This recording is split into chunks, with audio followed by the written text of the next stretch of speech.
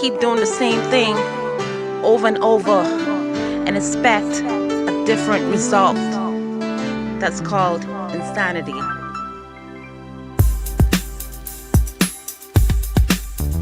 Change ain't coming.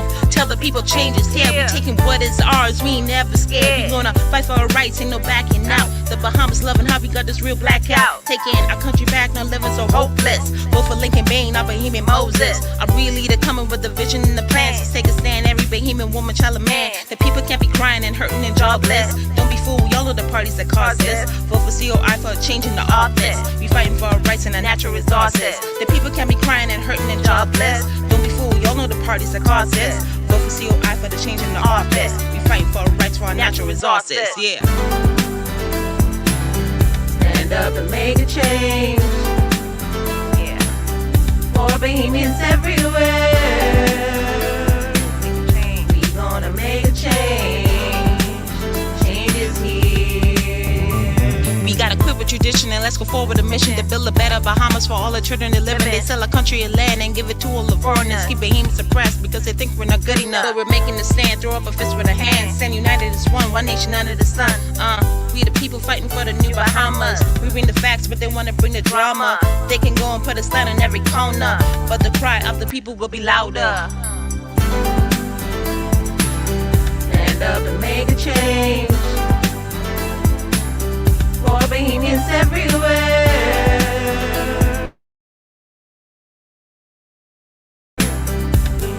Change is here.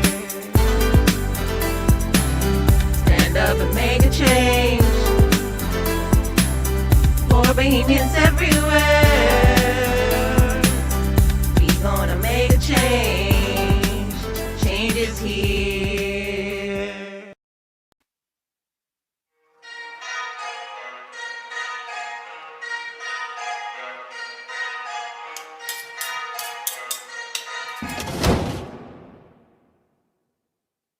And it's Bahamians aren't prepared to stand up and fight and defend their own Bahamas, then you don't deserve to have it. Now let that sing. Come on. Change ain't coming, change is here. You can hear it, you can feel it in the air. All politicians, put your hands in the air. Just a stick up, let me make myself clear. I'm a grown man talking, so you know what to do. No one's leaving till we figure out the truth. Why you laughing? This ain't nothing funny. So no one gets to go home till we figure out this money. Change ain't coming, change is here. They say change ain't coming, but change is here. They say change ain't coming, but change is here. They say change ain't coming, nigga, change is here. Now if you ain't standing with us, then I know you against us. Bahamas, this ain't no time for us to be lukewarm. This is war, and we riding through the storm. Come on. Let's go. Shalom to all my Hebrew brothers. To all my Muslim and Rastas, we need you, brother. Selassie, I know. I can't forget the Christians. Let's put our differences aside, cause it's a bigger mission. See, they've been doing this for years, trying to separate us. Kinda trying to keep us down and never elevate us. Now it's time to praise the Lord, cause he's about to take us over to the promised land where we can celebrate us. I got to do it for my kids that ain't even born yet. So the minute that they born, they are ready. Gotta check the leg, so they won't know how it feels to have that yoke around their neck, yeah. See, y'all been robbing my grandmother, my great-great-grandmother and grandfather. It's like y'all can't get enough. Y'all just keep eating and eating and giving us nothing but taxes. Y'all went even as far as to say that this country's in debt and we ain't got no money. When 9 times out of 10, everybody in this country's possibly a millionaire. It's time to wake up. Let's talk about natural resources, cause every time we bring it up, they say hold your horses. They say it ain't worth a thing, but it's worth a fortune. Meanwhile, they open up their businesses across the borders. Oh yes, we track their bank accounts across the waters. They say this country in debt, but they making millions. If we don't stop this now,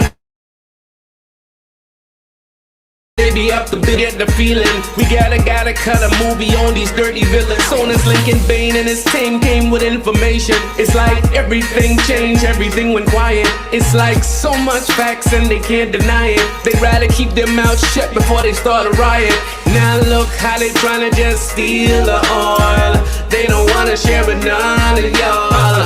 They been robbing us while we was sleeping. Send them to jail cause they failed, they committed treason. Change ain't coming. They say change ain't coming. The change is here. They say change ain't coming. The change is here. They say change ain't coming. No, the change is here. Listen, from Freeport to Nassau all the way to Nagua, there's no more time for us to sit back and be quiet. You understand? This is war. If they only knew who we were, if they only know who we are, they would know we are warriors. No retreat, no surrender. Just give us what you owe us. Bless the Lord, oh my soul. I feel this all the way to my ancestors. We are warriors. We only really want what's owed to us. You get it? Now free up.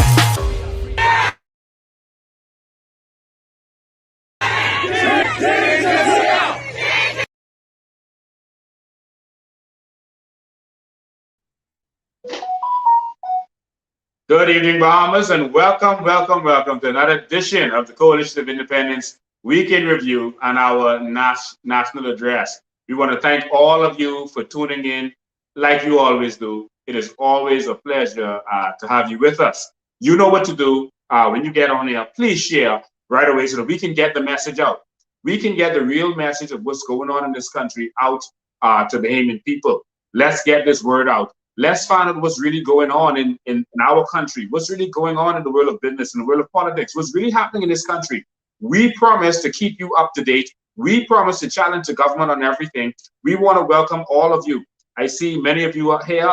Brenda May Bain, I see you there. Thank you for tuning in. Valdez Cash, thank you for being here. He says, this fella is spitting. All right, yeah, he's a rapper. Shane Butler, thank you all for being here. Thank you for tuning in. It's a pleasure to have you. All right, it's a pleasure to have you. So thank you for tuning in. So of course we're gonna have some interesting conversations today, some very interesting conversations today, and we thank all of you for tuning in and being a part of this. Please share. If I see your name there, I want to see sharer over your name. Please share this. We got to get the message out. We got to change this country for our people. There's some things going on in our country we got to talk about. Some things going to blow your mind in a second. We're going to get to it. But we want to thank all of you for tuning in. It's a pleasure to have you. All right. Good night, Donna Major. I see you there. Watching from Ontario. I see Juliana Colley is watching from Ontario. Thank you for tuning in. Thank you so much for being there. Faith DeVoe, I see you there.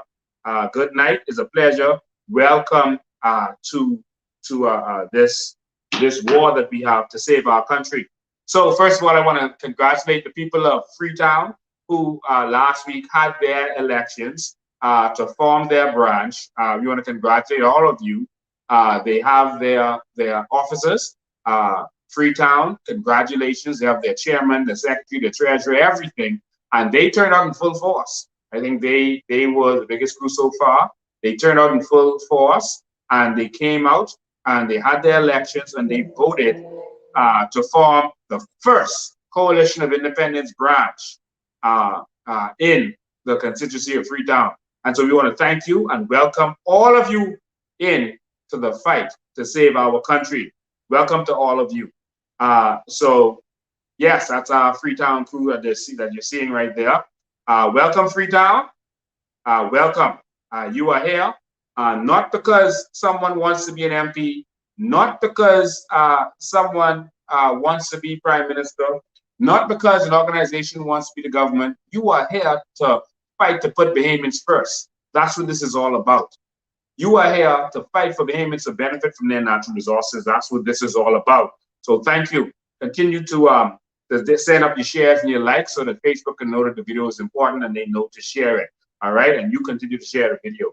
All right. So here we go. We're going to have a conversation tonight because a lot of things have happened this week. We couldn't cover all of them, but we wanted to touch on a couple of things. We thought you'd be interested. But guess what?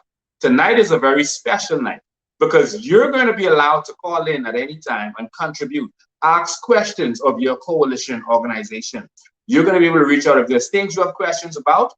You're going to be able to ask those questions now. You're going to be able to ask those questions live on air, and persons will be able to hear the questions you ask. I know sometimes the text moves so fast that we're not able to answer all of your questions, but guess what? Tonight, we're going to accept your calls, okay? And so work with us, call us, and you can ask questions of us, and we're going to answer all of your questions. Any questions about what's going on in the Bahamas? If you have an issue out there that you want addressed at your workplace, we're getting so much calls. The calls have not stopped with Bahamians who are suffering in this country. I only got 24 hours in the day. So people are saying, hey, you didn't answer me. We're trying. We want you to call the office number to get in touch with me. There's so many people calling, and we're trying to get to everyone who's in every situation. We're trying, okay? And so, but we're still fighting for Bahamians every single day. Everything doesn't come on social media. Everything doesn't make the news, but we are fighting. So you can put the number up there for them to call. The call-in number is 804-4COI. 804-4COI. That's, I think, 804-4246, something like that. 804-4246. That's 804-4COI. So you can remember it, okay? 804-4COI. You can call, and I'll answer your questions because we believe that government should be accountable. We just heard about what happened to the reporters today when they tried to go to cabinet as usual and questions persons, but we're going to get to that in a minute. This government is, we'll get to that. All right. So here we go. Ladies and gentlemen, we have a nation that is on the brink. We are under threat because we have a serious fiscal position that we're going to be in trouble. Last year, sometime, I started to tell people that the Bahamas owes $2 billion that has to be paid by this year. At first, people didn't believe me. That sounded so outrageous. And I told them it was actually more than that.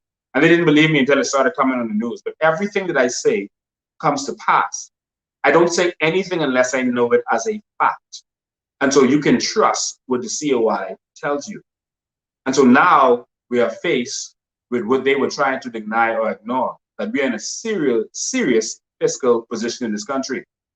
And so we have to talk about that today. We're going to talk about that. One of the biggest problems we have in this country that our leaders have allowed us to have nations within a nation. Our leaders have allowed us to have a nation within a nation.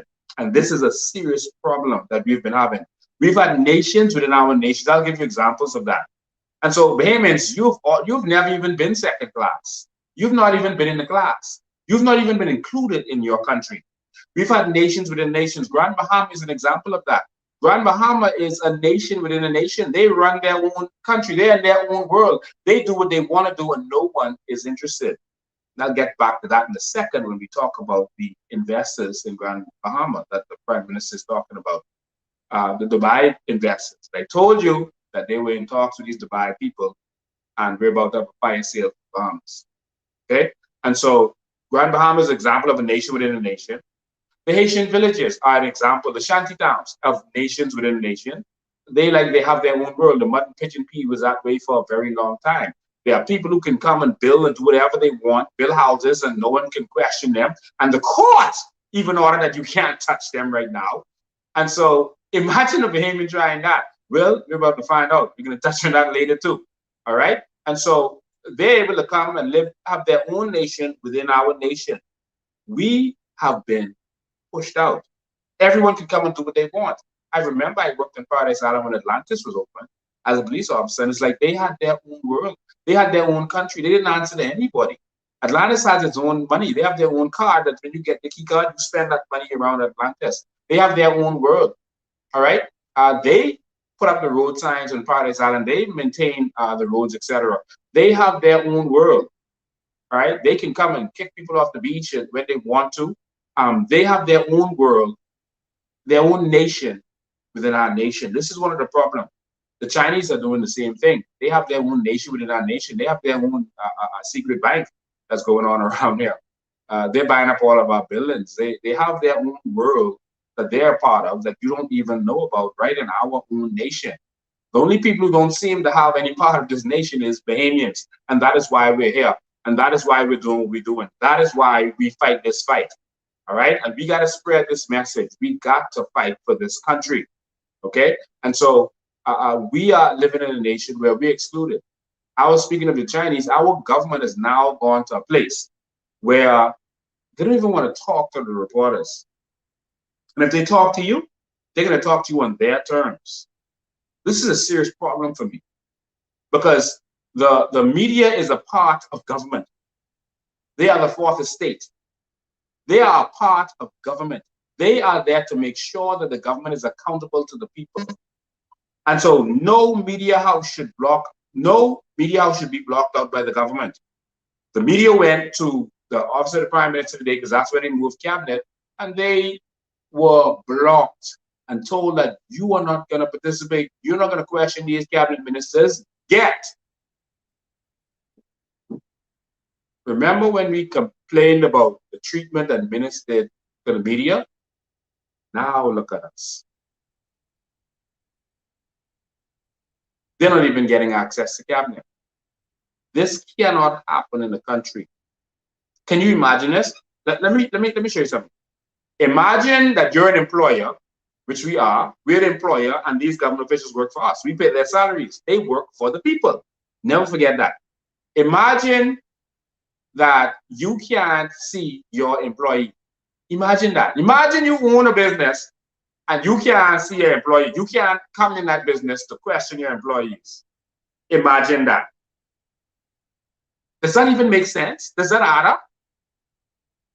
Imagine you send your assistant to go and question, you're the owner, you go to question the manager of one of your stores. And they tell the assistant, you can't question me. You can't even see me. And you send them. Imagine that. That is what Brave Davis is doing. That is what Clint Watson is doing. After being a part of the media. Imagine that.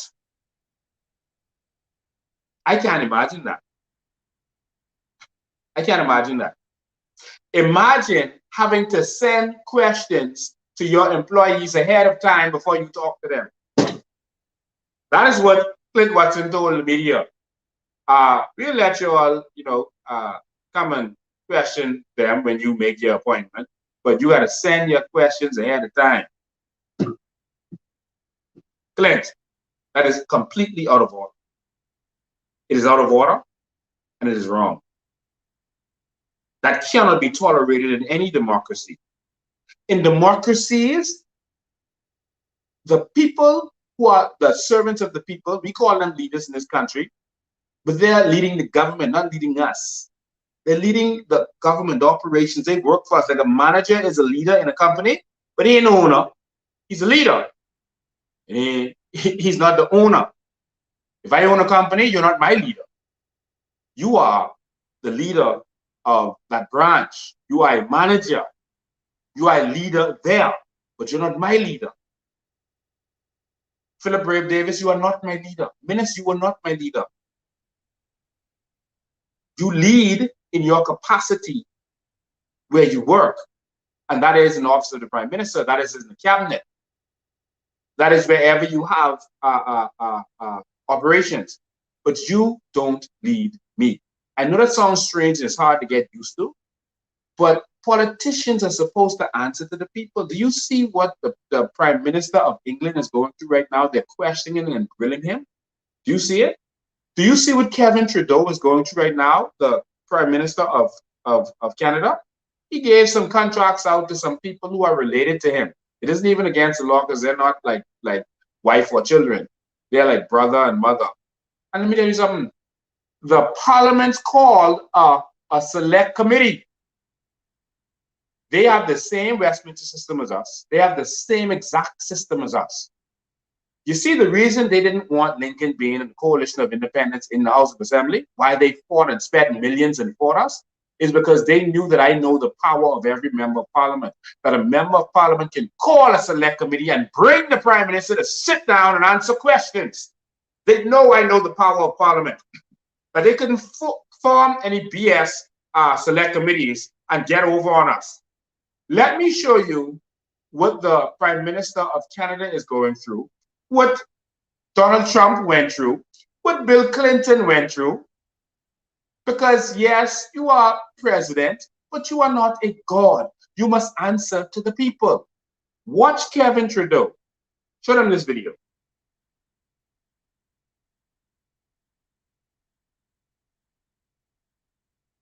Or no question, Mr. Chair. Prime Minister, you twice fixed act. After those two convictions, did you decide to read the act? You got 14 seconds.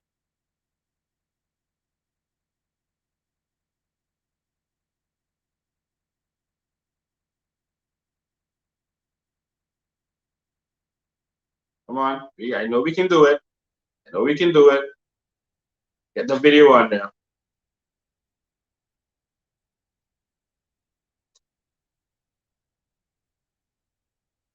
Oh my God. They said a video cut. All right. So what I'm going to do is I'm going to pull this up and I'm going to, let's get the volume up on this behind me. I'm going to play this for you, but I think it's important for Bahamians to be able to see this, to see exactly what's going on. I'm going to pull this up for you so that you can actually see this for yourself. I want you to see this. It is very important that you see this. So I'm going to pull this up behind you. I want you to see how real governments operate. You know, no more the flaming and BS, no more of treating these people like gods. And so let me just pull this up for you. I'm going to get it on the screen behind me. There we go. I'm going to play this right in there for you. I hope you hear it, but I think that this is very important to see this. Okay? So they couldn't get it up there. So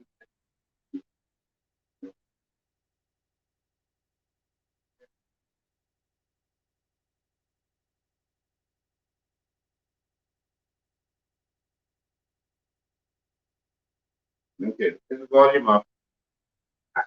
Okay. You've got 14 seconds, Prime Minister. Yes, I have read the act number. Are you aware of Section 21? Okay, this is volume up. Now, You've got 14 seconds, Prime Minister. Yes, I have read the act number. Are you aware of Section 21? okay, I want you all to notice something about what they did with the Prime Minister. They told him, listen, you got to answer this question, and guess what? You got 14 seconds. So he's not coming in there like he's the boss. He's not calling the shots. This is a member of parliament actually questioning him.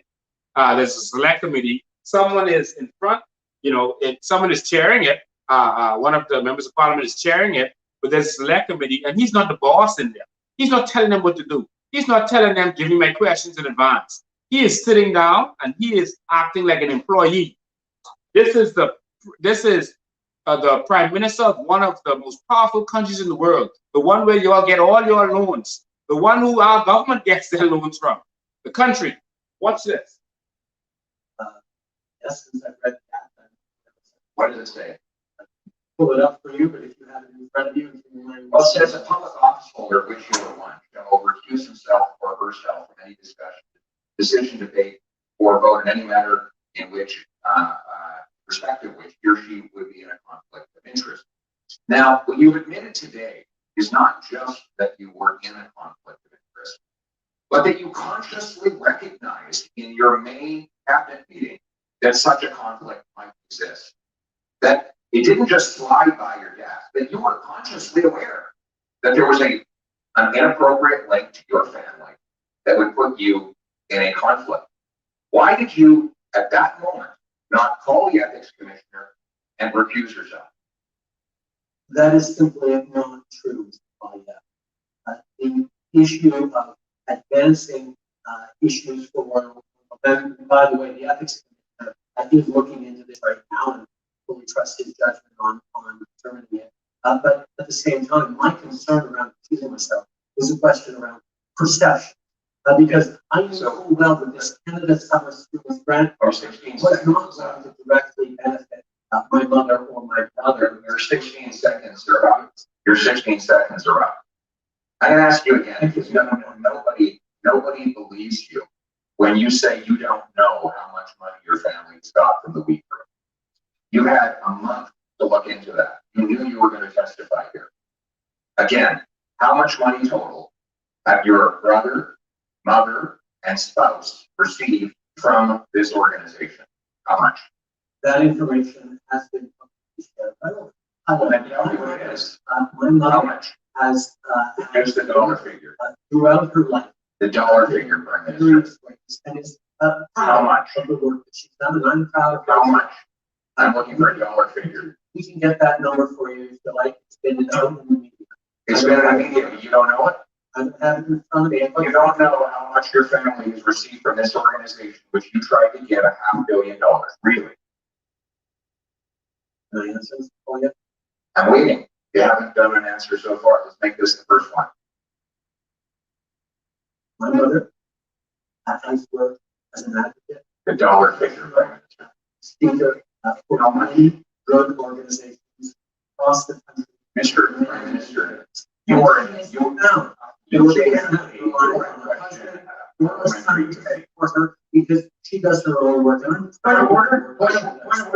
I do not feel that And it is answer the question. responsibility to peer into the work my mother is doing because I'm. Point of order to suspend. Point of order. Point of order to suspend. I've learned that the chairperson's power has gone out and is no longer part of this meeting. May I propose that we Okay, we can keep for Prime Minister and I can continue talking. Yeah. No. I suspected that might be a problem. It's very convenient timing for the lights to go out. Look, I got a message to the effect that his power's gone out. I have no reason to distrust him. I hope you don't pull the fire alarm now. Yeah, well, look, there's no intent in my own private home here in the middle of a pandemic. I don't have a fire alarm. The general process is that the vice chair assumes the chairing of the meeting. So we'll continue. That would be. Ladies and gentlemen, that is what you call democracy. That is when it works the way it is supposed to work. That is when democracy actually makes sense. As you can see, this is a regular member of parliament putting question to the prime minister of the second most powerful country in the Western Hemisphere. Putting question to him and making him answer until some trick was tried that, oh, the chairman's electricity turned out. And then they said, yeah. If his electricity turned out, the vice chairman of this committee will continue.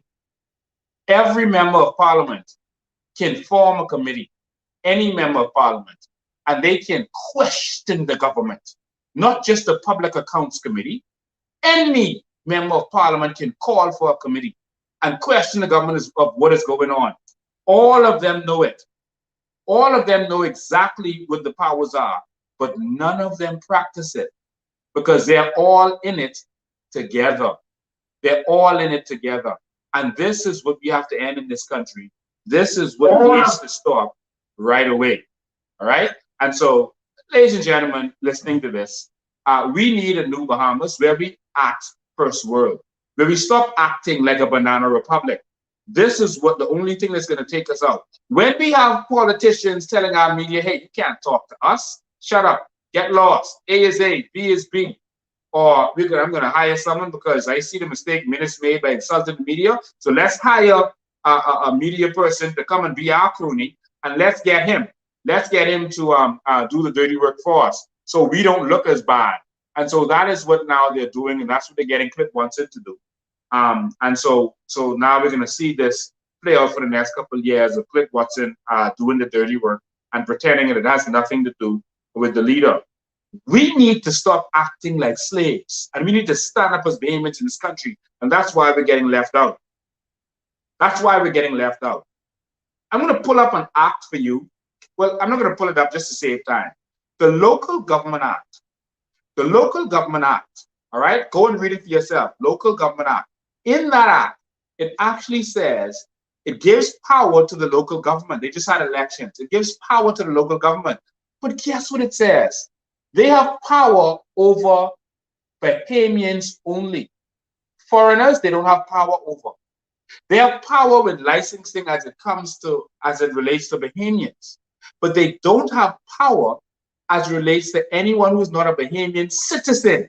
And notice they specified citizen because there's some residents who are foreigners who are here. And to make sure you don't confuse it that the local government has power over them, the Local Government Act actually says the local government only has power over Bahamian citizen. It specifies that 4 times in the act. This is the kind of country we're living under. They have nations within the nation. Bahamians don't have any rights or powers. Foreigners are basically the gods of Bahamians in the way they behave. Not literally, but that's how it is. I could not believe my eyes when I looked in the Local Government Act. And I want you to go and look at it. If you want me to pull it up, just tell me, I'll pull it up to you. I could not believe my eyes when I saw that our Local Government Act, of course, that was enacted back in the day by Hubert Ingram. It literally says local government has power when it relates to property, but not over anyone who is not a Bahamian citizen. How in the world? That's like saying, okay, the police have a right to police the country, but they don't have any rights over anyone who is not a Bahamian citizen.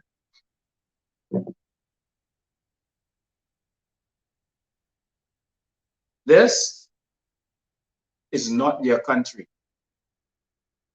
You are a pleb. You are a pawn. There are different rules for Bahamians applying for Crown land than a foreigner applying for Crown land. It's a different process.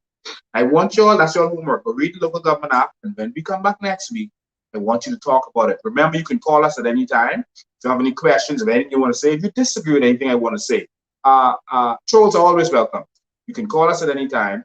Right now, you can call us at 804 for COI, 808 for 264, 808 for COI. You can call us.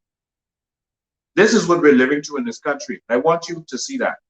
I'm going to talk about Arawak homes in the beginning because we got to do some maths, all right? But first, I want to talk about the opposition. Every week, we're going to let you know what the fake opposition is doing. We're going to let you know what the real opposition, the real official opposition is doing, and that is us, the COI. We're going to let you know what that fake opposition is doing because they have no credibility. The FNM has no credibility to speak on anything. I actually do not want to hear their mouths for the next 5 years. I don't want to hear Pintard say anything about Philip Grave Davis or anyone in the government. Pintard, you have no credibility to speak on anything in this nation. Nothing. I'm going to show you some of the hypocrisies, and then we're going to get to some other stuff with the government. But I'm going to show you some of the hypocrisies of this week's opposition rants. This is the rants that Pintard, etc., have had this week. Some of them weren't even worth repeating, okay? But I will repeat them. All right, so first of all, the FNM is led by the puppet of Brent Simonette and Fred Smith. You know Fred Smith.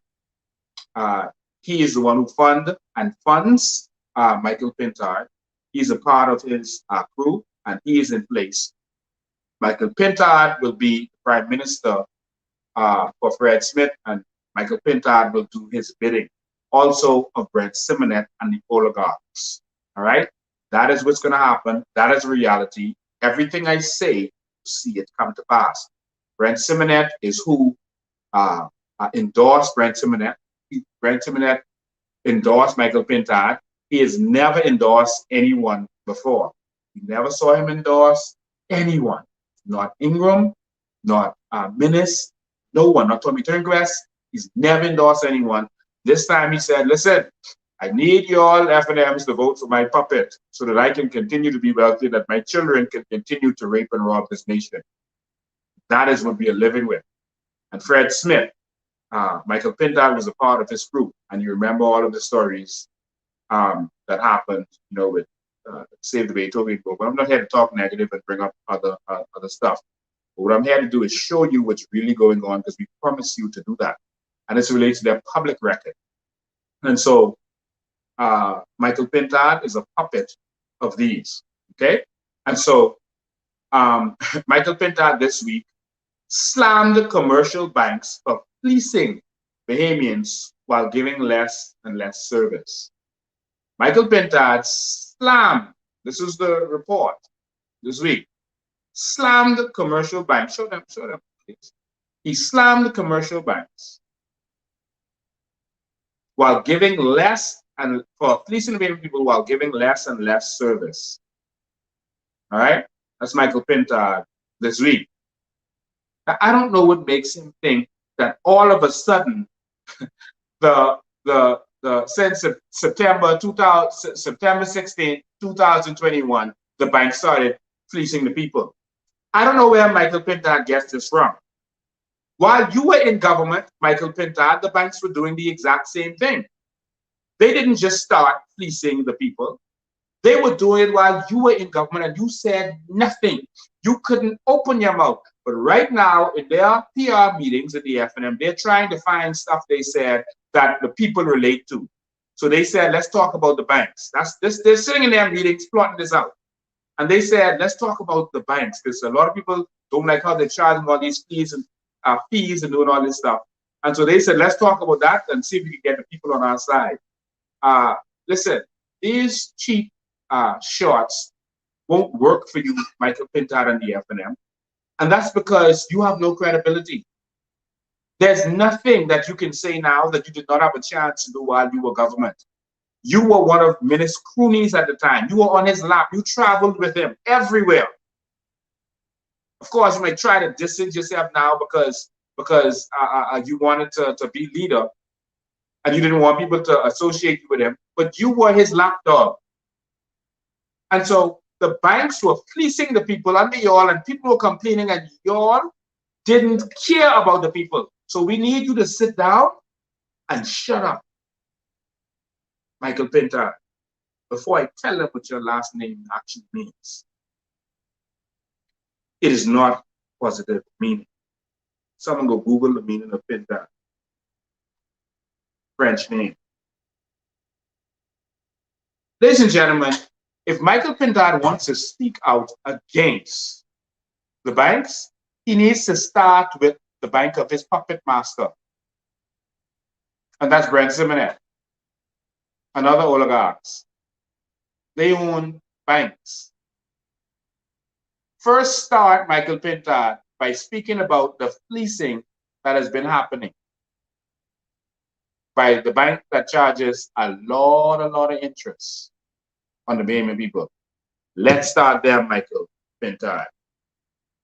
If you can start there, then I'll start listening to you. If I don't hear you talking about Brent Simonet Bank, then you need to sit down and shut up. The Bahamian people need real change. Michael Pintard, take a seat. Let's move on. Michael Pintard again did a statement on the government plans to raise taxes and lay off. Michael Pintard released a statement this week on the government's plan to raise taxes and lay off. I guess he heard me talking about it. And so we decided to put something out about that, about the taxes about to go up. Actually, I was talking about this from last year. Michael Pintard, you did a whole 2-page press statement, Michael Pintard, on the government plans to raise taxes and lay off public servants with little explanation. Mr. Pintard, do you remember the first thing the FNM government did was raise VAT and raise other taxes? They raised taxes on everything they could. They started charging taxes on Airbnbs. They found everything they could possibly think of to raise taxes in this country. How could Michael Pintard, who was there and voted to raise taxes in the cabinet? The cabinet is not run by the prime minister. Please remember that. Don't let them fool you and say, oh, but I was minister. No. The cabinet votes on everything. So Pintard was a part of voting to raise taxes. Now he is coming and talking about raising taxes and layoffs. Pinta, did you forget the FNM? Did you? Seriously? I'm sure you remember. If you don't, then you're not fit to lead the FNM. That is the first thing that the FNM did. They laid off, countless amount of civil servants. There are people who the court said that the government had to rehire persons at the gaming board that we're still hearing from and we're still fighting for. Maria's doing a good job fighting for them. They've reached out to me and we've been trying to help them. The government of Michael Pintard and Dr. Minnis fired these people mercilessly for no reason. The court said, you can't just fire these people. Like, what are you doing? And the court gave an order that they must hire them back. But guess what Michael Pintard and Minnis and those did? Nothing. They didn't hire them back. They didn't pay these people. Some of these people lost their homes. Some of them were in medical situations. They suffered. They treated them like dogs and ignored them. You, Michael Pintard, you did not stand up for them. And you did not have to be leader to stand up for them. Because if I was in that cabinet, that would not have happened. You can guarantee you that. I would have fought for them. So don't come now and pretend like you are interested in people losing their jobs. You were never interested in it before. I have never heard you speaking out for people who have lost their jobs. Never. Not once. You've been in politics a long time. Never. You didn't even stand up for people who were victims of fire on Forestry Dock. Didn't. You did nothing. You said nothing. You were trying to block them from building back. You made them all kind of promises of what you were going to do. And then you flammed them. And I told them that that's what you think. But you blocked them. They wanted to build back right where they were. But you blocked them. To this day, nothing is up. It's a shame. You did nothing. You did nothing in agriculture and fisheries in that 5-year term. Now we must trust you to lead this nation. I just have to be real today, Bahamas. Because we're tired of the back and forth of the politics. I am fed up with it. I'm tired of it. Pintard, you don't talk with Brave Davis. You let the Bahamian people, you let us talk with him. You sit down and have a seat and you watch us talk about him. Keep Brave name out your mouth. Keep every single member of the Progressive Party's name out of your mouth. We don't want to hear from you. Because you ruined this country over the last 5 years. Let us talk. Let the Bahamian people talk. You did nothing in agriculture and fisheries. Zero. But you're going to come and pretend like you're new, bring a bunch of new candidates that you control, and say that you have some new vision. You didn't show us that vision in agriculture and fisheries. And what's so important is that your degree is in agriculture. And so we don't want to hear the rants and rave from any of you. Sit down. I want to continue. Right? You see, we're tired of the old politics of back and forth and blaming, and all you let them say is, oh, this one did this one did that, oh, but this one did this, oh, but this one did that. Those days are over, Bahamas. It's time for something new. All right? We just wanted to be real. We needed to have a talk today. Today, that's what we're doing. That's why we opened the line. You know, calls yet. Someone better call. Call, because I started to get lonely. Someone better call, and y'all let me know once they call in. Don't sit down and wait. Just let me know once they call in. That's 804 for COI. All right? So you can call in at any time. You can see if we can get you in. It's experimental. We're trying to see how it works over Facebook Live. But we're going to make it happen. All right? So please call in and talk to me. If you want to put your voice out there, this is your chance, this is your platform. Come and say what you have to say. Come get it done. All right? Now I'm going to go back to the present government after we have sacked that fake opposition down. We're going to talk about the present government. Okay? Because there's some things that's happening.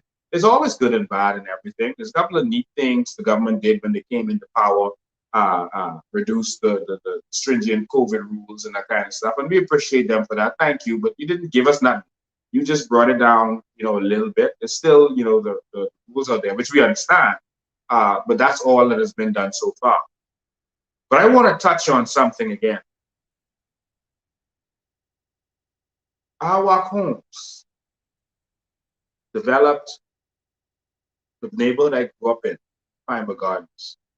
Pinewood Gardens Limited is the company that first did it. They're the ones that cut down all the hills in Pinewood. Pinewood was never swamp. Some letting people lie to tell you that.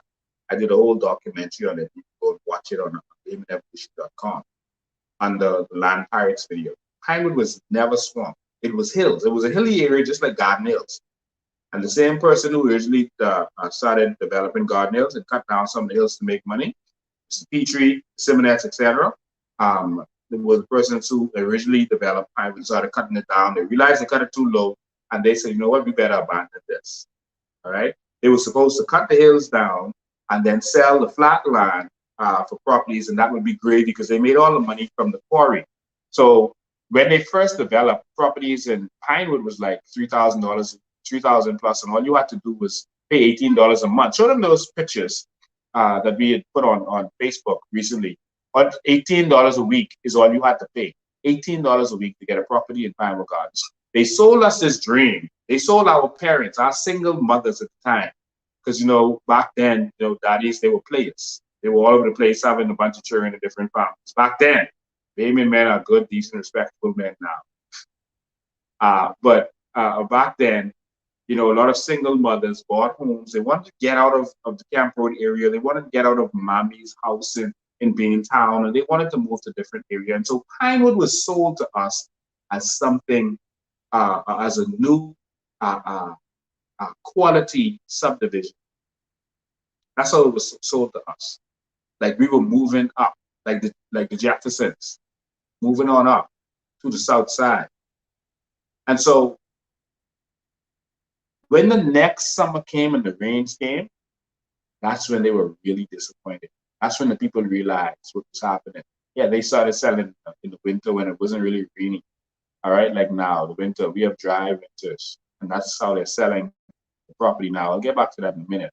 When those rains came, that's when those single mothers realized, oh my God, we're in trouble. The water's coming into my house. We're in trouble. The road floods. They have drains today. They had no drains at the time. None. The developers, Arawak, etc., didn't even have the decency to put any drains there. No, not one drain. They just built it, made hundreds of millions, probably billions of dollars in the equivalent of today's money, and left the people to suffer while they made billions. Led by known PLP stalwart Frankie Wilson. Now, after that nightmare, you know, every so often, you know, the government would come and they'd put a couple drains, you know, and the developer would be like, yeah, too bad, we didn't make our money. See ya. Now, today,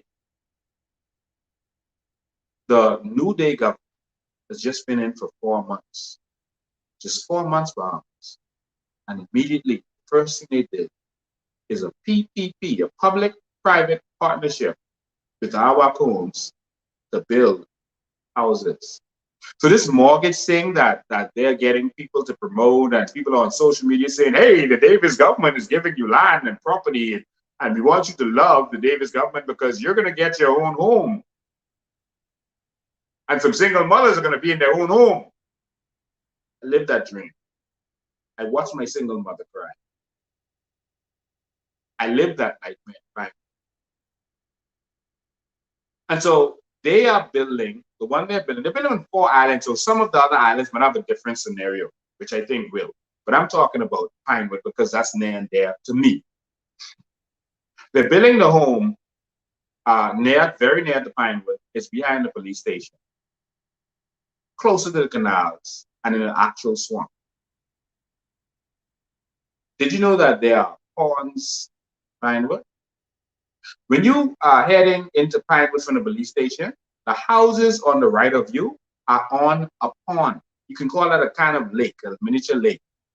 All of those houses in the back of their yards is an actual pond, a small lake. We used to swim in it growing up in Pinewood. There's a pond there. And so that's the back road. When you, the corner right by the police station, you go around, there's a pond between that corner and the main Pinewood Road that they just paved. There's a pond there. And so that was a real swamp part in the back there, not the part where they built pine wood. That's one of the reasons it could never really build up, because that was a swamp. But guess what? It's government care. These people, developers, they don't care. All they're going to do is get their money, and they're going to be good. And so they're building right there. There are two ponds we used to swim in right there where they're building those houses. Right there. I think I can do a video and show you all. There are two ponds right in the back there. So there's a pond on the north side of the road, and those ponds and then canals on the south side. And that's where they're building these new homes that everyone is jumping on up and down about. That they crowded the mortgage corporation for, broke down their internet website for. They're building there. Now they said, oh, there's no flooding problem there. Listen, they said that about Pinewood. All right? And when that's between Pinewood and South Beach. South Beach floods, Pinewood floods. That's on the canal side. What do you think is going to happen?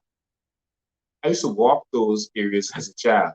I know it's about to happen. Now they could put fill there and bring it up, but a lot of people in Pinewood put fill and brought it up. It's when the heavy rain comes, the spring tide, the hurricanes, that you're putting more people in danger by putting them in that area. All right?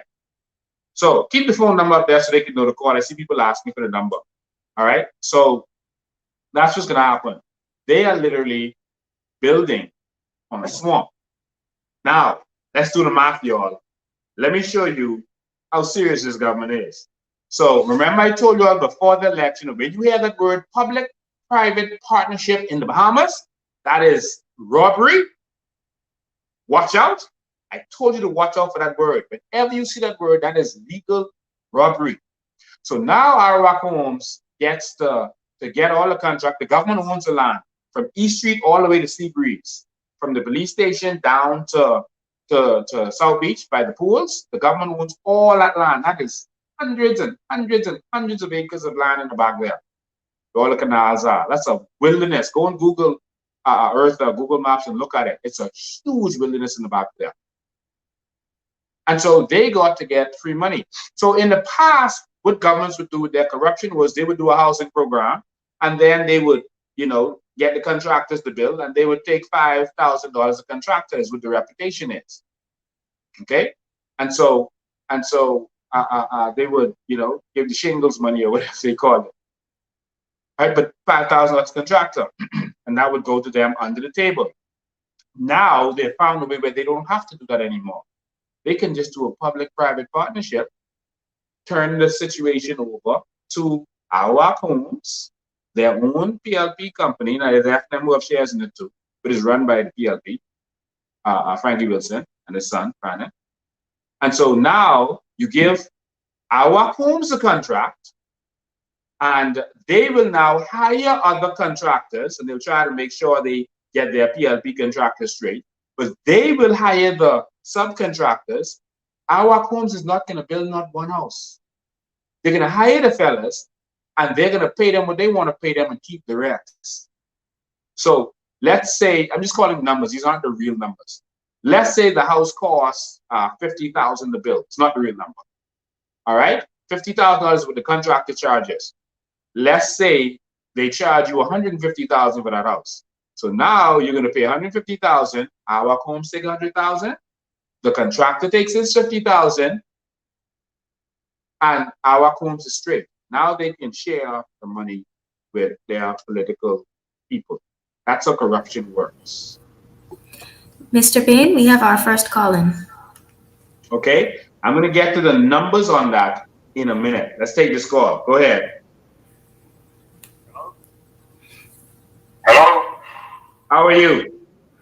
I am a Tutu Beam tonight, standing on what I know to be part of what the diaspora is supposed to be in the country. But I think the indoctrination over the years has really harmed us in terms of direction. Our direction has been to the point where we lost sight of civility.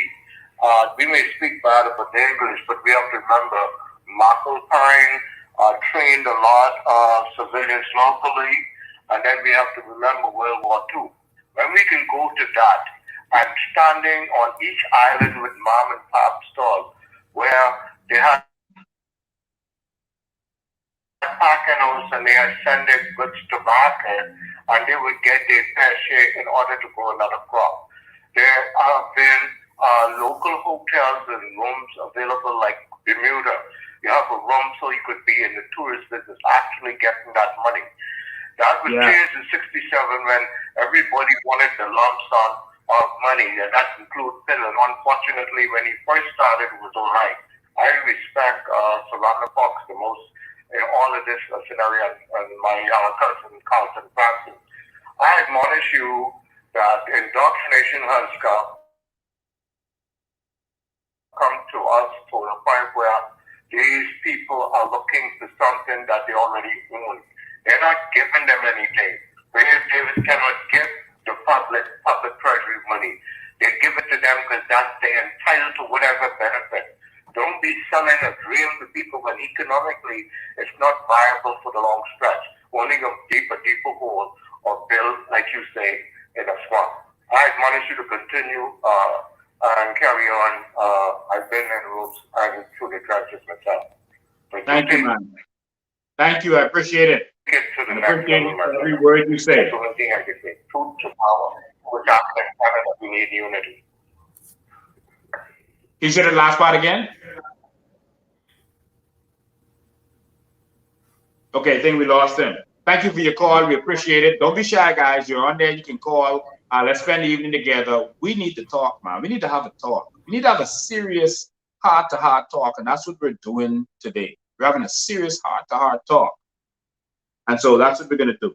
So we're going to actually break down these numbers for y'all. These are some serious numbers. I want y'all to pay attention because, see, y'all, the behind-men people always get swinged because they don't do the maths. I'm shocked that the media houses did not pay attention to the fact that Arawak homes got PPP. That should have been headlines. That should have been the biggest deal this country had ever seen.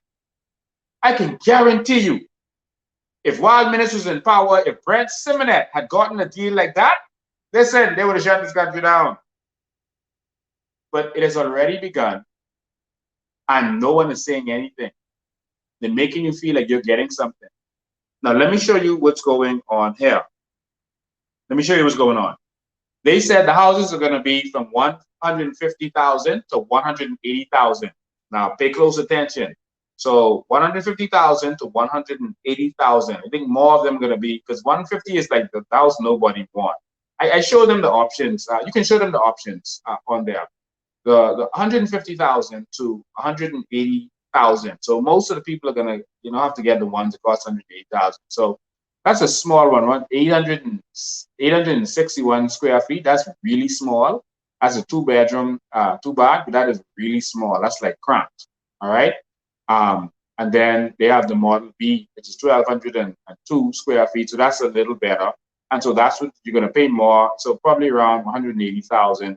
You can get the actual details. I'm just calling numbers here. But and then Model C is about the same size, a 3-bedroom, 2-bath, right? Different maker, just a little bit bigger. So you're looking at 180,000 for them. Most people, you got to get that 3-bedroom, 2-bath or 2-bedroom, 2-bath that has a little bigger size. So you don't want to, just buy a 2-bedroom, 2-bath for your family. And if you and your sister or you and your boyfriend or you and your husband putting together, you need a 3-bedroom. So you're looking at 180,000 for the most part. Okay? And so let's do the numbers now. Put it back on me. I want y'all to see the numbers. I want you to pay close attention to these numbers, because this is how they make hundreds of millions and billions of dollars every election period, just passing it back and forth to each other, and we get swing every time. Let's say it's $180,000 for most of the houses. I'll play with that number, $180,000. Although it's the highest number, $180,000, right? They said that they want to build. This is what Jovette Kobe said. She's going to build more homes than Shane Gibson did, and Shane Gibson built 1,600 homes. So let's say they only build 1,600 homes. All right, let's say they only match Shane Gibson with 1,600. Imagine back in the day, corrupt officials were getting $5,000 per home. Do that math. But anyway, let's stay on this math. Let's say she only does 1,600 homes at $180,000. All right, you got to do the math. And this is what I keep telling the media. Do the math. Anytime they come to you, do the math. All right, that's $288,000 to Arawak homes. 200, sorry, I said that wrong, very wrong. $288 million to Arawak homes. That's when the image they're showing you now is when Pinewood started. We're already off that now. $288 million to Arawak homes in one term. Are you awake? Are you awake? And so, $288 million. Now, by the time as you finish paying for that home, by the time as you finish paying for that 180,000. I'm gonna put the mortgage calculator up here so you get some better numbers. But I'm gonna do rough first. You're gonna pay about 2.5 times. About 2.5 times on average. So let's say that is 288. Sorry, it's 180,000. 180,000 times 2.5. So that means you're going to pay back, if it's 2.5 times, you're going to pay back about 450,000. Have you ever calculated all of your mortgage payments to see what you're really paying? Has anyone here ever done that? If you do that, you will look at your mortgage payments very differently. Is that really a low cost home? But by the time you finish paying for that, you actually see they show you the low number of what they're saying you're getting it for. That's not what you're getting it for. You're getting that for what you pay for it finally. So you're getting that house for $400,000 to $450,000.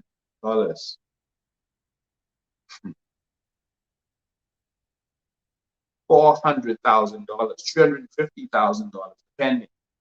That's what you're getting that house for. So let's say these numbers here, it's just estimates. I just want you to see some numbers. Let's say that's $450,000 times 1,600 homes. Times 1,600 homes.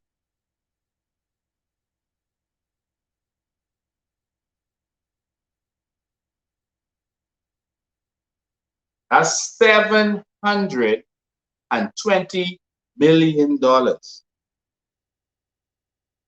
That's approaching $1 billion that these jokers are going to be making. While you singing the praises, while you clapping, $1 billion, that's 720 billion, I shouldn't say billion, but approaching $1 billion is going to be made from you to political cronies. You see, I don't have a problem if it was a fair process and then the contracts just went out to contractors who did good work. If they fail, you just put them off the system. Why Arawak homes? Why Frankie Wilson? Again. Yeah, I know I'm going to be attacked by these powerful people. I've been attacked by them before. I'm being attacked now. But we got a country to stand up for, y'all. If y'all don't understand what I just said, then listen, y'all enjoy your country. Enjoy this back and forth and going to the same thing over and over. I'll have fun with that. I'm not interested in that. I'm not interested. If you want to join a serious movement, then join us. We are more than a political organization. We are fighting for the Bahamian people. We are fighting to open the eyes of the Bahamian people. And of course, it takes some strength. It takes some courage. Some people who've been with us have sold out. They've taken jobs, they've taken money, they've taken other stuff. Because this is rough, you know. When they start coming at you from every angle and they start vilifying you and they start lying on you and doing all this stuff, it's not easy. So we understand the people who have sold out. We understand people who might have sold out so that they can now make, you know, Frankie Wilson richer. We understand this is not an easy road. But I thank those of you who are willing to stand. I thank those of you who are willing to stand like Martin Luther King did. It wasn't an easy road. His house got bombed. He couldn't find a job. His wife couldn't find a job. I thank those people who are willing to stand like Rosa Parks. Rosa Parks had to move out of town. They tell you the good part of the story that she stood up in the bus, but they didn't tell you the part of the story that she couldn't find a job again in that state. In the state, not in that city, not in that town. She couldn't find a job, and that Rosa Parks nor her husband could find a job. She had to move up north to find a job. That's in the days before internet, before they could see your face all over the place. We know it's hard. I have a court case that I'm dealing with right now. I can't talk about it, but I just want to keep you updated. The judge did an addendum to her judgment in December that was going around all over social media. She added to it, and now she did an addendum. I'm not saying this to say anything about the case or to make you think negatively of the judge at all right? But I'm just informing you of what the situation is, all right? And so she did an addendum, all right? And in the addendum, she said a couple of things. In the addendum, she said that, one, I must pay those funds in 90 days from the judgment in December, not from when she did the addendum in January 12th. I must pay the funds in 90 days from December, or I must spend 30 days in jail. All right, and so I'm just keeping you informed of what's going on with that. Of course, we appealed, and so we're not concerned about anything. But this is the state, and so I'm not saying anything negative about the judge. I'm not saying that to sway you one way or another in the case. Don't take anything from what I said other than raw information. All right. She also added in the judge, because this is a public document now. She added in the document that all of the transcripts are not available. The transcripts are not available. All right, and that she made the judgment from her memory and from her notes. That's all I'm going to say about that. All right, she's a good lady. She's a nice lady. We appreciate the hard work that she's putting in. And again, we don't want to anyone to think anyway one way or another. But I just wanted to inform you as our supporters of that. Now, off of that now, I just want to say that we live in a country where we got to stand up and fight.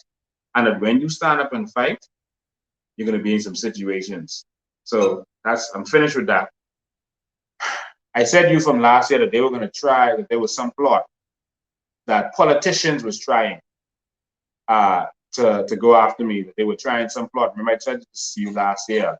They're going to try to get me somewhere in Fox Hill so that they could deal with me in there. And you know what I'm saying? That's very interesting. I'm not connecting with anything that's happening now, but I just thought I would, remind you of that. And that's all I can say about that.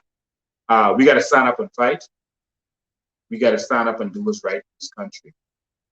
That's all I can say. I want to thank the judiciary for the good job they're doing. They're good, decent, some of them Christian men and women. And that's all I want to say about that. All right? So again, don't say anything. Don't take anything as me trying to convince you that I'm right or I'm wrong or any side of the case. I just thought I would inform you of that public document because they've sent documents public already, and I would just respond to my people. That's all I can say, because if I say anything more than that, then they'll hold me to them for. All right, that's just raw information there. Don't take anything from it. But this is the country that we live in, where this government just reached. And now that's a $720 billion deal that Arawak Homes is a part of. Just reached. But guess what? Media is mum. Not a word on that. Mom! While they're talking about stuff in this country that are meaningless. They're distracting you while they've already started. I spoke to a PLP general recently, and he said, Lincoln, so much darkness is already happening that y'all can't even imagine. He said it to me. He said, it didn't start. It didn't start. We see it didn't start. The question is, what are you going to do? Are we going to continue on like this? Are we? Or are we going to move on to something else? Are we going to finally have to arms? Or we could just wait this 5 years out, let the PLP make their $1 billion, bring the carnival in the end of the year so the carnival could reap some more millions from y'all. Because the carnival is there for the political parties. PLP was bringing them. I am not giving $1 to the carnival ever again. Not $1 of my money is going to the carnival to pay for those political parties to continue to rape and rob us, to raise money to put that $50 in the t-shirt to buy us out, to slaughter us. I'm not paying $1 to the carnival again. Move on under my foot. Poor man's game? No thanks. That's the game to keep you poor. That's what that is. Keep your teddy bear. We good. So I just want to move on a couple of things. That's Arawak homes. That's what's really happening. We told you we'd keep you informed of what's going on. We are a serious threat in this country. See, when we open the eyes of people, it really disturbs them. You got to continue to share this message. You got to make sure that people know what's going on. All right. So we got about 15 minutes left. And so I just want to touch on a couple of things while we're still here. All right. All right. We did the math. And you see what's happening.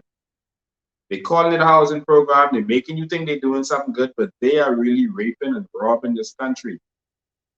While they're not having any conversation about our natural resources.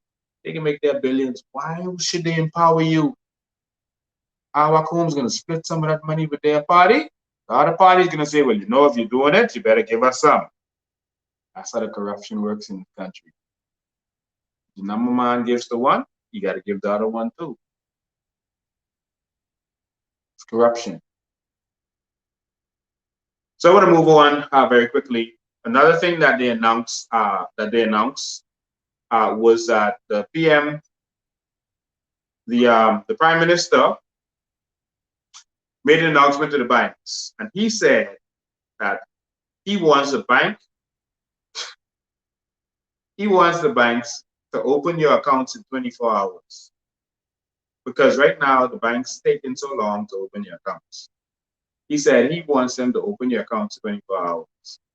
That's what he wants. That's what the Prime Minister wants. He says banks need to open bank accounts in 24 hours. Now, I need someone, I can look in the text. Tell me what's wrong with that statement. Tell me anything that sounds off in that statement. He says he wants banks to open your account in 24 hours. Let me see who figured this one out. Let me see who's smart. Let me see who's smart. Let me see who's smart. All right, I need some smart people. What is significant about this statement? The Prime Minister says, I want banks to open up accounts in 24 hours. Someone say that's a setup. Let me see. Let me see. Let me see your comments. Let me see your comments or my thing freeze. Okay, they're coming in. Someone say for the Asians. No. I don't think that's nothing to do with the Asians. But they'll get bank account open before y'all. Remember, foreigners get more benefits in this country. He wants them to open in 24 hours to coincide with the housing project. Interesting answer. It's still too long of a time. Yeah, I am down with that. Someone says taxes. I want y'all to think. Think now. We're moving into the new Bahamas. We're moving into first world thinking. The Prime Minister made a statement that he wants banks to open people's bank accounts in 24 hours. What's significant about that statement? Come on, come on. Come on, put on your thinking caps. Put on your thinking caps. You can go borrow money ASAP. Oh, interesting. Someone says he's asking, not demanding. Oh, that's interesting. Oh, you close for no cigar. Why the bank need to open my account? That's what someone says. For people to get. Banks are open 24 hours, cashless. So you can borrow money. Money laundering. Someone says he's begging. Oh, that's it. Yes, I like that answer. That's that's a good answer. Most banks are going digital. All right, let me give you an answer. Let me give you an answer. All right, as the other answers are coming in. The Prime Minister says he wants banks to open your bank accounts in 24 hours. He is the Prime Minister. He can make the laws. He can say, I want all banks to shut down tomorrow. He can say, I want all banks to have only Bahamians to have bank accounts. Remember, the Prime Minister shut down churches and shut down schools. Not this one.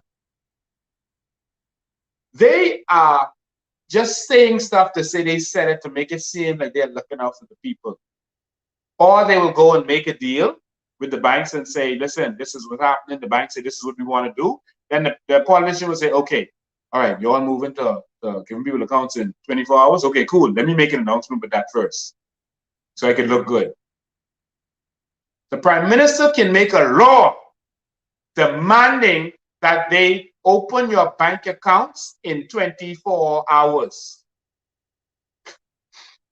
The government made a law that if a foreign company comes in the Bahamas and they apply for work permits for their people, that if you don't answer them in 15 days, that they automatically have the work permit. They made that law for the immigration department. They can make the law to do it. So when you see politicians doing this, don't fall for it, Bahamas. Wake up. Next Tuesday at 8:30, make sure you have your family and friends there to know what's really going on in this country so that they can wake up. We got to stop falling for the political tricks. I don't know where the Prime Minister thinks he was going with that, but the Prime Minister can make whatever law he wants that is fair and just. And so if he wants banks to do it, he can pass a law to do it. They pass law on insurance. They force you to insure your car. Even though if you have insurance on your car, you don't have to use it. You get in an accident and say, I'm not using my insurance. And the person have to sue you. They can't sue your insurance because they had no deal with your insurance. Did you know that? That someone can hit your car, have insurance, and not even use it. The government made it a law. The government can pass laws. And stop falling to their tricks. All right? So, there's a couple other things, all right? So, some of the people says that, they were doing this. The banks take long because of U.S. restrictions, etc. But I just want to tell you, a Bahamian, you can go to the U.S. and open up a bank account and be out there in minutes with your bank account open. And they email your card to whatever address you give them. You, a Bahamian, could open a bank account faster in the U.S. or any other country, Germany, Haiti, any other country, than in your own country. Tell me how that makes sense. And I will tell you that under the New Bahamas, immediately, that changes. The abuse of Bahamian people that is going on. Immediately. I challenge you, when you go back to Miami, go to one of those banks, go to Bank of America, Wells Fargo, Chase, or one of them, and go in there and open the bank. The only wait you will have is waiting to be served. After that, and literally in 15 minutes or so, 20 minutes, they done got all your information, everything else. They done take your passport, copy it, everything. They open your bank account. You walk up there with your bank account and all your documents, your checking account or your savings account. But in your own country, you make it difficult.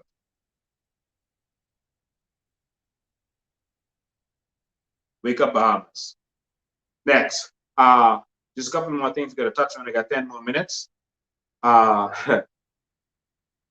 the prime minister, and they're not putting the stories up there. I gave them the stories to show you, but they ain't putting them up there. All right, sir. Dubai investors don't want to invest in Grand Bahama. Dubai investors don't want to invest in Grand Bahama. They said that the Dubai investors are coming in droves. They want to invest in the Bahamas. The Dubai investors. Remember I told y'all that they were going to have a fire sale and just give this whole country away? It's happening. But the Dubai investors don't want anything to do with Grand Bahama. And that's because what we talked about in the beginning. It's a nation within a nation. Who want to get mixed up in that? Which real company that's not into the corruption and being tied down would get involved in that?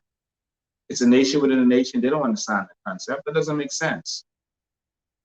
And so they don't want anything to do with Grand Bahama. Sad. But the Prime Minister said he's going to do some stuff. They are meeting with so many investors, and they're going to tout this as, look at all these investors coming. They want to do business in the Bahamas. We're open for business. No, what they meant to say was we're for sale. And every time investors come in here and develop, the price of land goes up, and your children are priced out of their land. Every time a foreigner buys a piece of land, it is gone forever. It never comes back to Bahamians. Ever. It's gone. And so while you're celebrating what they're going to start announcing soon with all these people who come in to buy up everything, you're losing your nation. And we're going to be priced out soon. We're going to be boxed in. We're going to be a people that are renting soon. Don't mind them selling these houses. By the time as a lot of them finish paying, the downturn economy happen, and a lot of them are going to lose those homes. If they have any value, foreigners will start buying them up. This is a serious situation in this nation. To pay off this debt, they're going to raise taxes, like we told you. They're going to start cracking down on you for your NIB, for your real property tax, and every other thing. They're going to start cracking down and sending you to jail, like Minus did. It's coming. It's coming. It's almost here. The Bahamas is on sale like hotcakes right now around the world. These fellas ain't traveling, nothing. The Bahamas is for sale. Foreigners are coming in, and foreigners are buying up everything. And they're going to sell it to you as jobs, because they don't have any other vision and they don't know what to do. While we have billions and billions of dollars in natural resources, the Prime Minister just the other day, you heard him, said that our natural resources are worth trillions of dollars. Then what are you doing? Come on, Bahamas. We can't go out like this, man. We can't go down like this. We got this last chance to save our nation. And you got to get there. We got to get there. We got to stand with our activists. Don't fall for the fake news and the BS, and don't fall for the attacks. Watching a documentary today about an activist in Russia. And this gentleman was doing the same thing we were doing up last year. He was putting out these documentaries and showing what was going on in Russia. They poisoned him. They snuck into his hotel room in Russia and they put poison in his underwear. And he was on a flight going to another part of Russia, and he just started to convulse and seizures. They didn't know what was going on. It was a special poison that they had. So it's right on YouTube. Because he's in politics, and but he's really an activist. But he's just doing the politics thing as a platform, but he's really an activist. And he was really exposing them, doing these documentaries, showing paperwork, everything that we were doing. They tried to poison him, and he was poisoned, and he was dying. They tested him in the hospital, and the test lab came back and said he was in poison. And so the doctors were like, but he have all the symptoms of poison. What are you talking about?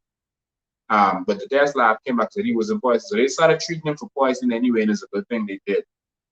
And then, it started getting off, and the government came in, and they started taking over, and they surrounded the hospital, and they were in the hospital. But this one guy, who's on YouTube. He does videos on YouTube just like this.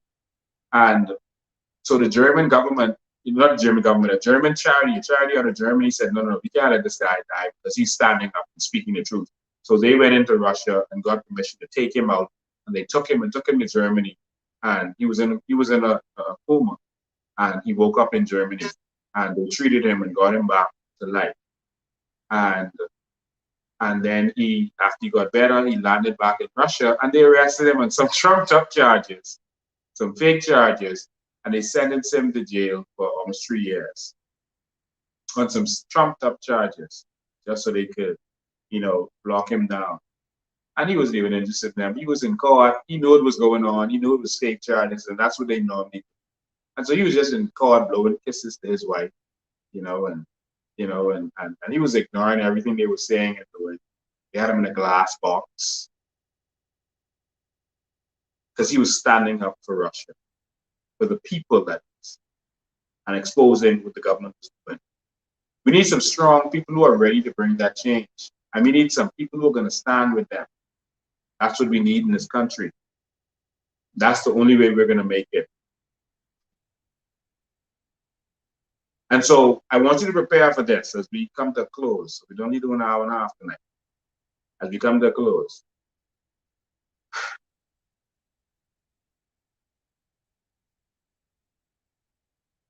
The government is not about to raise taxes. The government, who says we're having trouble playing this video? Okay. Let me see if I get back on here. I hope everyone is having this problem, or it's just me. Okay, the video just went down for me. All right, just trying to make sure y'all still can see this. The government isn't just going to raise taxes because they interviewed Brave, and Brave said, oh, that's going to be a last resort. We heard that before. We heard that with the gaming referendum. Y'all say one thing and do the next thing. We heard that before with VAT. The PLP said they're not going to raise any taxes on the poor people. Oh, the F&M was taxed you to death and etc. Then they brought in VAT 7.5%. Wow, but you said no taxes. We heard that before. We're not interested. Not only are you going to raise taxes, you already raised taxes. You raised taxes on bread basket items, medicine, and other items that were VAT free. You already did it. So he already did it. The news interviewed him. He said he's not going to raise taxes. And none of the media who was interviewing him said, but you already raised taxes. What are you talking about? If this was real media in some other first world country, they would have said, but sir, you've already raised taxes. But all of them are scared to talk because then they won't get invited to the weekly meetings where Clint gives out, tea and crumpets to them, and they get to have a meal, and he throws it in their face. Listen, I'd rather starve, take a sellout meal. I'd rather starve than sell my nation and my birthright for a bowl of soup. And that's what we're doing. And so we see many things happening in this country. We're getting calls every day. Just saw on the news today. Some business people had a trailer where they're going to do a business on Long Wharf on Junction Beach. And they just took the trailer and moved it. And they said that it was on disputed land. And they have all their paperwork, but they just moved it. And so they're trying to figure out those entrepreneurs. I think one is McKinney and one is Nicole. They're trying to figure out why this will happen to them, why this is going on. I will tell you why this happened to you. It's because you are a Bahamian. That is your problem. The real problem that you have is that you're a Bahamian. That's the only problem we always have in this country. There's no advantage to being a Bahamian. And that is what we have to fight and stand up for. You need to stop fighting for PLP and FNM and start fighting for this Bahamas. You under the sound of my voice. This is the message you need to preach out there. Your problem is you're a Bahamian. You get to, at some point, if y'all keep this up, it's better for me to go and do a deed poll and change my name to, Joseph or Willie or something like that. Change my last name. It's better because, it's no sense being a Bahamian. Go away and get, some good bleaching cream and get an accent and come back as something else. Because there's no point to being a Bahamian.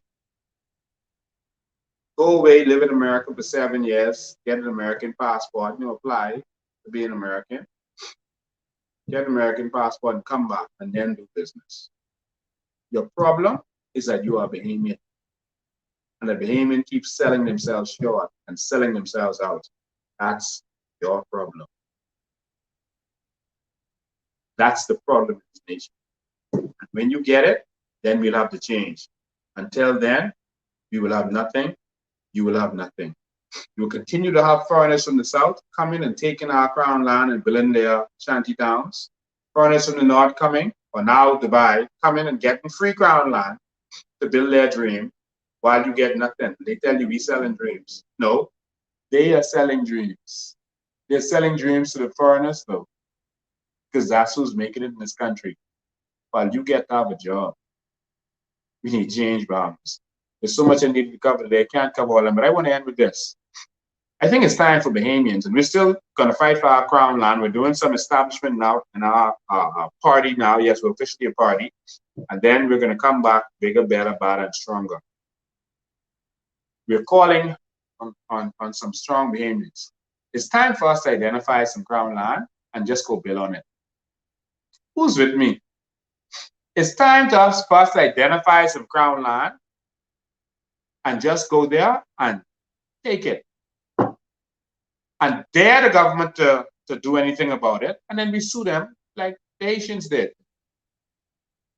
I saw we got one Bahamian lawyer who will do for Bahamians what Fred Smith did for the Haitians, and sue them and make the court say, can't take them off this land. Fred Smith was born in Haiti.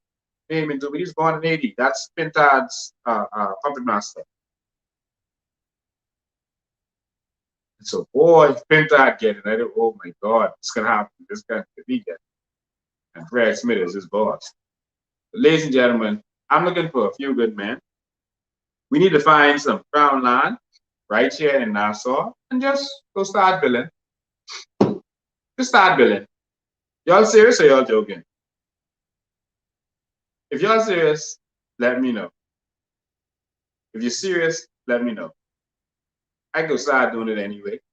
But we want to do it together.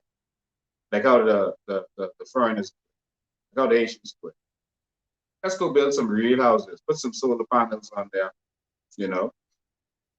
Let's go do this thing. Build some smart communities on free land. Because our land. They wouldn't even answer Bahamians who apply for crown land.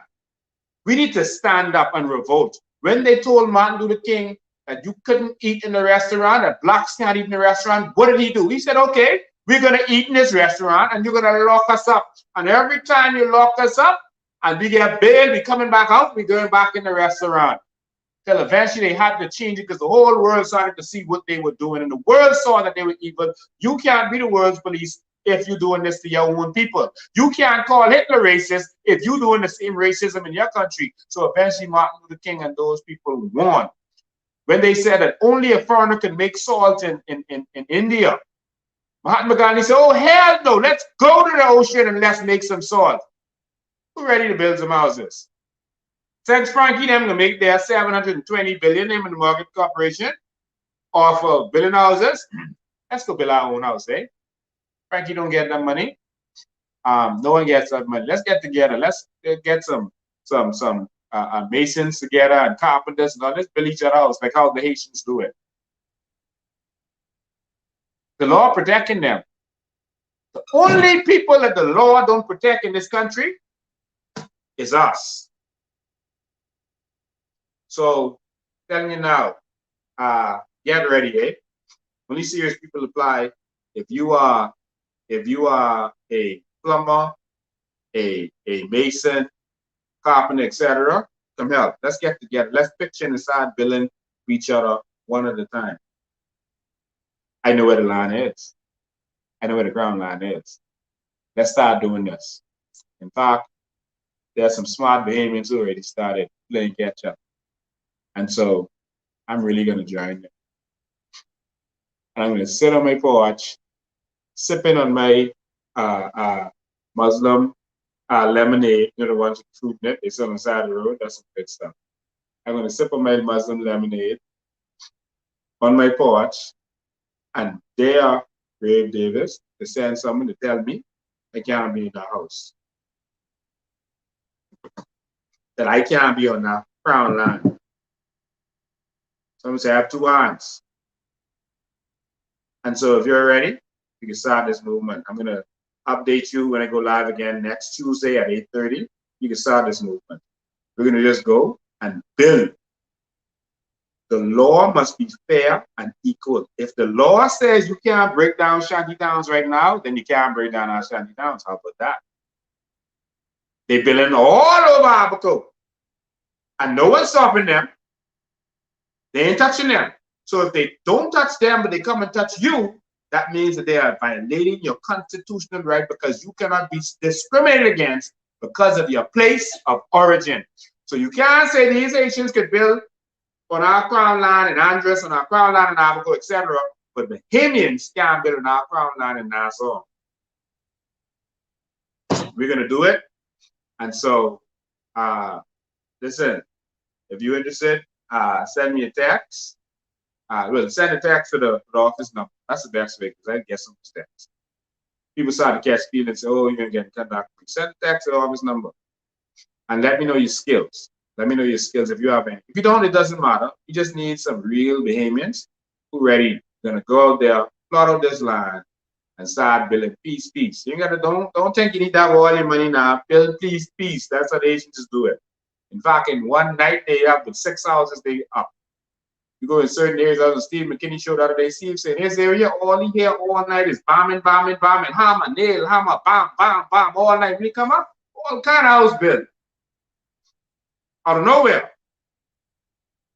We are being invaded. We better possess this land before they take it from us. If we don't possess this land, if we let them come here and go on these crown land and just build, they got some off Cowpen Road down there in the south. I mean, off what you call it? Old with the Bonefish place name? Yeah, South Cowpen Road, Bonefish Pond. Fellas, them fishing in. All right. Someone said they supposed to be in the back of that's reserved. Yeah, it is reserved. It's reserved for foreigners. It's reserved for everyone but Bahamians. But we got to change that. All right. So the numbers on there. You're interested? We need a movement. That's a rebellious movement. That's a Martin Luther King movement. That's a Mahatma Gandhi movement. That's a Nelson Mandela movement. Need a real movement. That's a Pinland movement. Because if you ain't willing to fight for this country, you don't deserve to have this. Don't hear no crying. When you all start to realize all the good land gone, see how hard it is to find land in Nassau? I don't want you to come crying. Time to take a stand. Let's force the government's hand. You see what Sabas and them did? They forced the government hand. They said, oh, it's illegal labor. We can do it anyway. And when we get a bunch of Bahamians doing it, what you got to do? You got to change the law. Something they taught us in law school is that the law should always follow the will of the people. If everyone in your country wants to smoke marijuana, you can't make marijuana legal. Law should always follow the people. So if everyone is gambling, you have to change the law to allow everyone to gamble. All right? You can't make something illegal at all the people want to do, because the people are really the boss. Remember, one time ago, buying timeshare was illegal. A lot of Americans didn't know that. Investing out of the country was illegal. Timeshare was a part of that. And so what they did, doing it without going through change control. So what they did was they relaxed the law secretly without letting anyone know. That's what they did. They relaxed the law.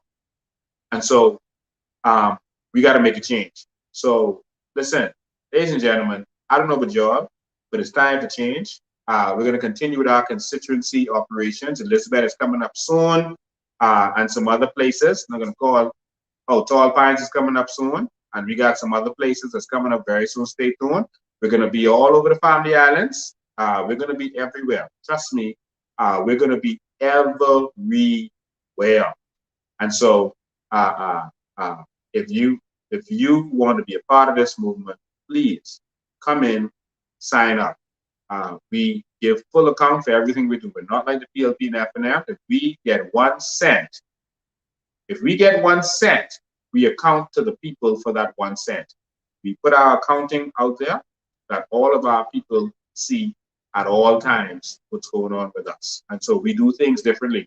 This is the same accountability that we are going to have when we're running the government. The public should be able to see at every minute what is being spent and what is going on with our nation. The public should be able to see it. And so this is what we believe in, and this is what we're going to continue to do. Thank you so much for joining me tonight. We decided to move this over to Tuesdays. We'll see how it works out if you like that better. I know it's a weeknight, but we had to take Sundays off because we've been working for over a year now, extremely hard, and not taking a break, and decided to take a toll on some of our supporters. All right? Somebody say, want a small house in Cat Island, we can start with Nassau. We can put it where they can see it. All right? And so we can force their hand. We can show them that this is our land, and we can dare them to do something about it. All right? So that's the move we're going to make. And we're still going to force their hand with commission of inquiries. Because we need to know what Minister did. We need to know what happened. All right? Our Crown land, our law to put the Crown land there, but it's still going to bring that forward to the Bahamian people to make sure every Bahamian gets an acre of Crown land. In the meantime, we're going to back there to build together. All right? To build some nice eco cottages in the back there. And we probably Airbnb them out, or you can live in whatever you want to. We can make it a nice, beautiful community in the back there. All right? Since the other people could do it, we could do it too, except as they have plumbing and electricity. All right? We can make sure that that's the case. All right? So thank all of you for, someone said, then come Exoma next. Oh yeah, Exoma is on the bill too, but we're doing this one at a time. So every week, we're knocking them out. And so people are excited. Please, we need your support. You can go online to our website and you can click on donate, or you can click on pay your dues, or you can click on become a member. That's on the home page. You can see it right on the home page where you can actually make your donations and help us keep this going. You know, this is the great thing that we're doing, the great thing that we're a part of, right there. You can become a member, pay your dues, or donate. All right, you can pay with your credit card. You don't have to come in anymore. You can just pay with your credit card. Please support us and what we're doing. We're trying to bring a change in this country. We're trying to bring a change in this country. All right. So we can only do this if you want us to do it. At any point we can't sustain this, then we got to pack up and move on, and y'all can do what you have to do. But if you support it, you got to support it. All right. And so join up, be a part of this movement. Let's make some things happen in this country. The PLP and FNM will continue to make themselves rich. We are here to empower all Bahamians. Thank you very much. And remember, change is not coming. Change is here. See you next time.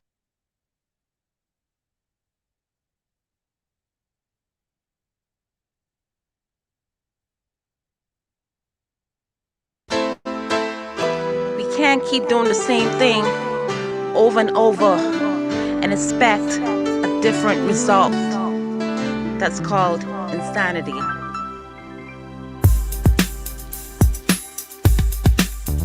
Change ain't coming. Tell the people change is here. We're taking what is ours. We never escape. The Bahamas loving how we got this real blackout. Taking our country back, not living so hopeless. Vote for Lincoln Bain, our Bahamian Moses. A real leader coming with the vision and the plans. Let's take a stand, every Bahamian woman, child, and man. The people can't be crying and hurting and jobless. Don't be fooled, y'all know the parties that cause this. Vote for COI for a change in the office. We fighting for our rights and our natural resources. The people can't be crying and hurting and jobless. Don't be fooled, y'all know the parties that cause this. Vote for COI for the change in the office. We fighting for our rights for our natural resources. Yeah. Stand up and make a change. Yeah. For Bahamians everywhere, we gonna make a change. Change is here. We gotta quit with tradition and let's go forward a mission to build a a better Bahamas for all the children that live in. They sell a country and land and give it to all the foreigners. Keep it suppressed because they think we're not good enough. But we're making a stand, throw up a fist with a hand. Stand united as one nation under the sun. We the people fighting for the new Bahamas. We bring the facts, but they wanna bring the drama. They can go and put a sign on every corner, but the cry of the people will be louder. Stand up and make a change for Bahamians everywhere. Gonna make a change. Change is here. Stand up and make a change for Bahamians everywhere. We gonna make a change. Change is here.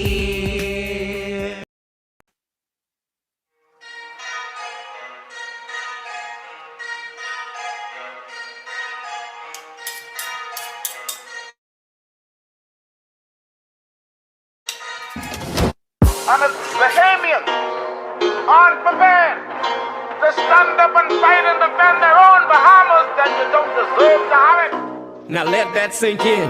Come on. Change ain't coming, change is here. You can hear it, you can feel it in the air. All politicians, put your hands in the air. Just a stick up, let me make myself clear. I'm a grown man talking, so you know what to do. No one's leaving till we figure out the truth. Why you laughing? This ain't nothing funny. See, no one gets to go home till we figure out this money. Change ain't coming, but change is here. They say change ain't coming, but change is here. They say change ain't coming, nigga, change is here. Now if you ain't standing with us, then I know you against us. Bahamas, this ain't no time for us to be lukewarm. This is war, and we riding through the storm. Come on. Let's go, shalom to all my Hebrew brothers. To all my Muslim and Rastas, we need you, brother. Selassie, I know, I can't forget the Christians. Let's put our differences aside, cause it's a bigger mission. See, they've been kinda trying to keep us down and never elevate us. Now it's time to praise the Lord, cause he's about to take us over to the promised land where we can celebrate us. I got to do it for my kids that ain't even born yet. So many that they born, they already gotta check that check. Gotta have that time to collect, so they won't know how it feels to have that yoke around their neck, yeah. See, y'all been robbing my grandmother, my great-great-grandmother and grandfather. It's like y'all can't get enough. Y'all just keep eating and eating and giving us nothing but taxes. Yo, and we ain't got no money. But 9 times out of 10, everybody in this country's possibly a millionaire. It's time to wake up. Let's talk about natural resources, cause every time we bring it up, they say hold your horses. They say it ain't worth a thing, but it's worth a fortune. Meanwhile, they open up their businesses across the borders. Oh yes, we track their bank accounts across the waters. They say this country in debt, but they making millions. If we don't stop this now, they be up to billions. It's about to go down and I get the feeling we gotta cut a movie on these dirty villains. On this Lincoln Bain and his team came with it. Information, it's like quiet. It's like so much facts and they can't deny it. They rather keep their mouths shut before they start a riot. Now look how they tryna just steal the oil. They don't wanna share with none of y'all. They been robbing us while we were sleeping. Send them to jail cause they failed, they committed treason. Change ain't coming. They say change ain't coming, but change is here. They say change ain't coming, but change is here. They say change ain't coming, nigga, change is here. Listen, from Freeport to Nassau all the way to Arawak, there's no more time for us to sit back and be quiet. You understand? This is war. If they only knew who we were, if they only know who we are, they would know we are warriors. No retreat, no surrender. Just give us what you owe us. Bless the Lord, oh my soul. I feel this all the way to my ancestors. We are warriors. We only really want what's owed to us. You get it? Now free up.